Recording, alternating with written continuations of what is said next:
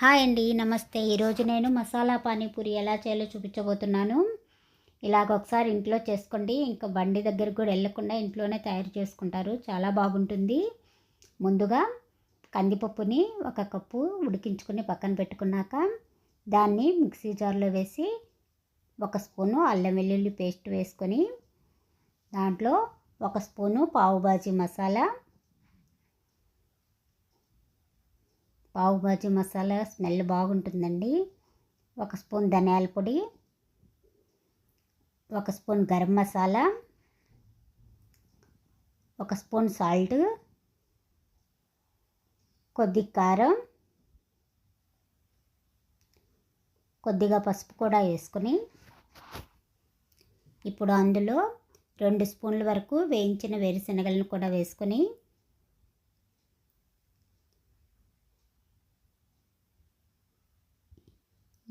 కొద్దిగా water add చేసుకొని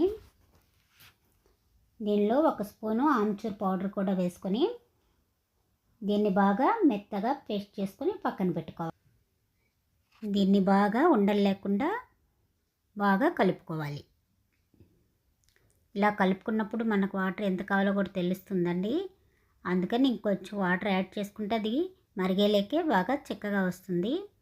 ఇప్పుడు దీంట్లో 1 స్పూన్ గోధుమ పిండిని ఒక బౌల్లో వేసుకొని కొద్దిగా వాటర్ వేసుకొని ఆ గోధుమ పిండి మిశ్రమాన్ని కూడా దీనిలో పోసుకొని బాగా మరిగించుకోవాలి. ఇది కొద్దిగా చిక్కబడేంత వరకు ఇలాగ వస్తుంది. అప్పటి వరకు దీన్ని మరిగించుకోవాలి.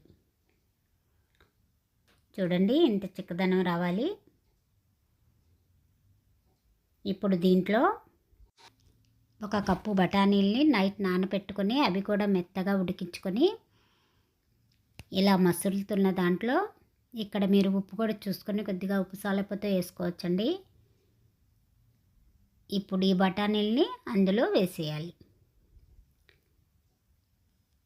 ఇలా మొత్తం బఠానీలు వేసుకున్నాక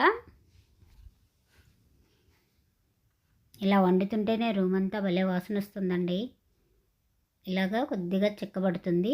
అప్పుడు స్టవ్ ఆపేసుకొని పక్కన పెట్టుకోవాలి.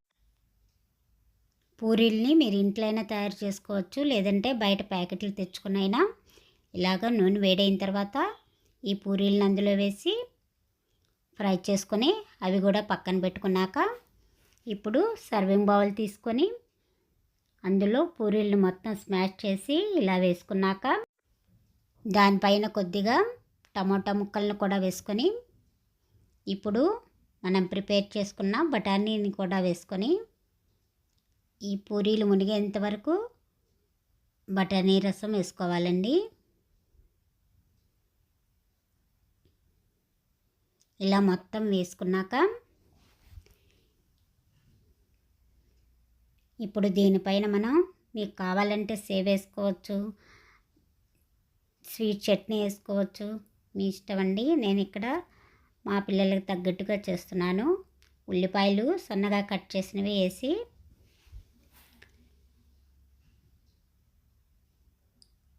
దీనిపైన సన్నగా కట్ చేసుకున్న కొత్తిమీరని కూడా వేసుకొని ఇక ఫైనల్గా కొద్దిగా నిమ్మకాయ పిండుకొని వేడివేడిగా తింటే చాలా బాగుంటుంది. పిల్లలు దీన్ని వదిలిపెట్టండి. ఒకసారి ట్రై చేయండి.